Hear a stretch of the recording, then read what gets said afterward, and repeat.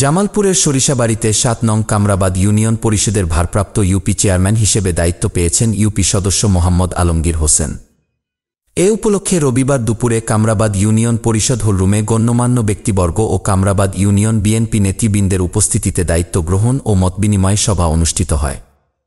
পরিষদ সূত্রে জানা যায়, গত বুধবার ১৯ মার্চ জামালপুর জেলা প্রশাসক কার্যালয় কামরাবাদ ইউনিয়ন পরিষদের নাগরিক সেবাসহ সকল ইউপি কার্যাদি স্বাভাবিক রাখতে ভারপ্রাপ্ত চেয়ারম্যান হিসেবে তাকে দায়িত্ব পালনের নির্দেশ দিয়েছেন। গত ৫ আগস্টের পর থেকে কামরাবাদের আওয়ামী লীগ চেয়ারম্যান আব্দুস সালাম জিএস উক্ত পরিষদ থেকে পলাতক রয়েছেন, যার ফলে স্থানীয় সরকার মন্ত্রণালয়ের প্রজ্ঞাপন অনুযায়ী কামরাবাদ ইউনিয়ন পরিষদের ভারপ্রাপ্ত চেয়ারম্যান হিসেবে দায়িত্ব দিয়েছেন আলমগীর হোসেনকে।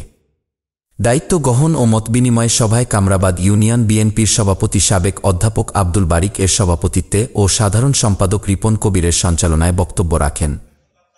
উপজেলা বিএনপির সাবেক সহ সভাপতি জাহাঙ্গীর কবির, কামরাবাদের ভারপ্রাপ্ত চেয়ারম্যান মোহাম্মদ আলমগীর হোসেন, কামরাবাদ ইউনিয়ন বিএনপির সাংগঠনিক সম্পাদক শামীম হোসাইন মুন্না, ইউপি সদস্য আব্দুর রাজ্জাক ও মাসুদ পারভেজ সহ অনেকেই। এ সময় ইউপি চেয়ারম্যান আলমগীর হোসেন বক্তব্যের মাধ্যমে সকলের দোয়া ও সহযোগিতা কামনা করেন। পরে অতিথিবৃন্দরা ফুলেল শুভেচ্ছা জানান।